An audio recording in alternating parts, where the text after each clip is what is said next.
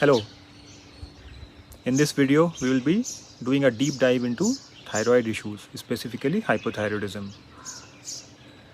It is estimated that over 200 million people across the world are suffering from thyroid related issues, and a vast majority of these are women. It's also understood that well over 50% of these are undiagnosed. They don't even know that they have a thyroid related issue. And many more are either not being treated properly or are being undertreated. Also, experts are saying that anywhere from 50 to 95% of the thyroid issues are actually connected to autoimmunity. In other words, the body itself is damaging the thyroid gland. So what are the main functions of the thyroid hormones? The main function of the thyroid hormone is to control the metabolism of the body in partnership with cortisol. One very important thing it does is to decide the speed of literally everything in the body. In functional medicine, we say that if you have a slow thyroid, literally anything and everything in the body can be slow. That is how it impacts the system. It also impacts the functioning of other hormones in the body. So if my thyroid is slow, what are the symptoms that I will see? The most common thing is weight gain and a difficulty in losing it, no matter how hard you try. Feeling cold when others are not. Low energy levels, getting tired easily, poor digestion, including constipation, slow digestive process, skin-related issues, brain-related issues, difficulty in focusing, concentrating, remembering things, generally known as brain fog. Issues related to the heart, issues related to the cycles, the menstrual cycles, the periods become very painful and irregular. Cholesterol related imbalances, lowering of the good cholesterol and increasing of the unhealthy ones like triglyceride and all. Infertility related issues, mood swings, and many more things will come to you if you have a sluggish thyroid function.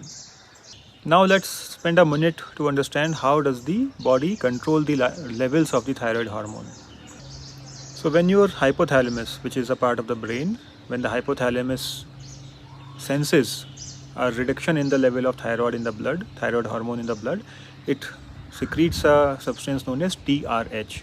This goes and activates the pituitary gland to start releasing TSH, thyroid stimulating hormone. When the secretion of TSH increases, the thyroid gland starts producing more thyroid hormone.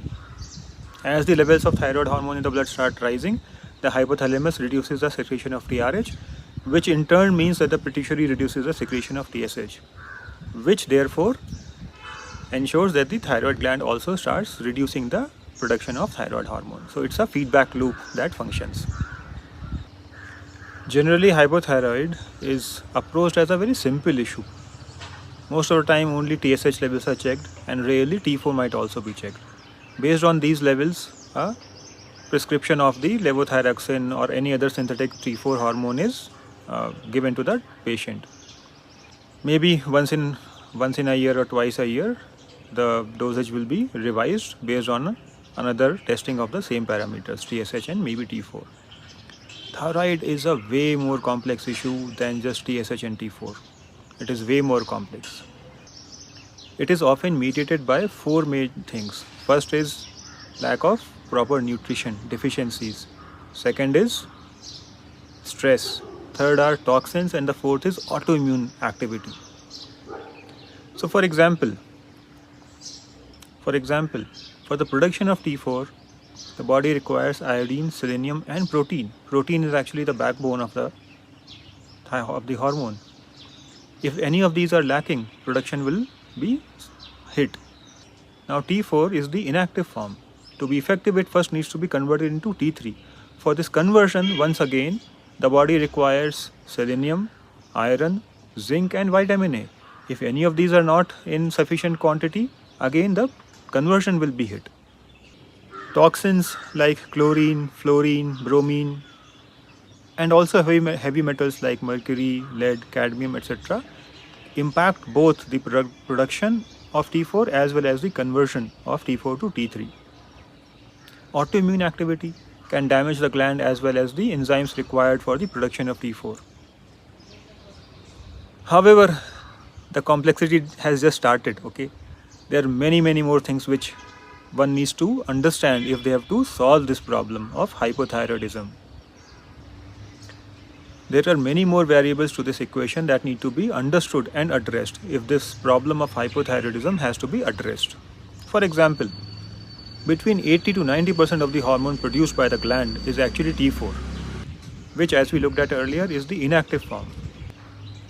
So to become effective, T4 needs to first be converted into T3, and this conversion happens in many different parts of the body. For example, for systemic circulation, the conversion mainly happens in the kidneys and the liver. Now, obviously, the health of the kidney and the liver will impact the conversion, isn't it? Not only this, the brain and the heart and the skeletal muscles across the body, they convert T4 to T3 for their own usage intracellularly. This is not captured in the lab tests, and this is also affected by many factors. Stress, for example. Stress reduces the conversion of T4 to T3. Not only does it reduce T4 to T3 conversion, it actually increases the conversion of T4 into reverse T3. Reverse T3 is an inactive form of T3. Now two things are happening, right? One, not enough T3 is being produced. On the other hand, this reverse T3 that is being produced, also known as RT3, this goes and sits on the cell receptor sites where T3 would have had gone and fixed itself and done its work. Now these sites are blocked by RT3, so the effectiveness of T3 comes down substantially. The complexity doesn't end here, okay?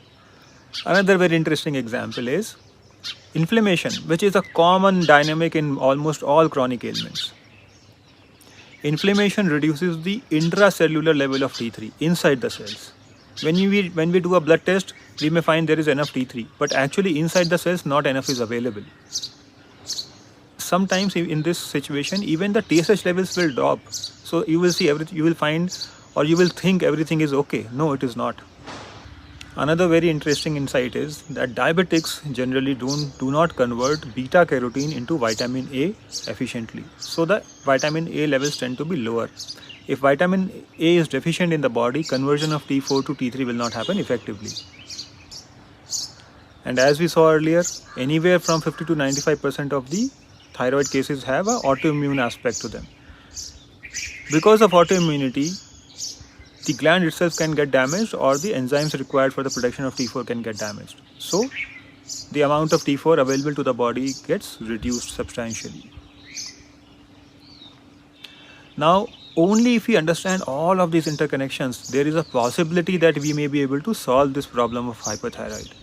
It definitely is not going to happen only if we keep focusing on TSH or maybe TSH and T4.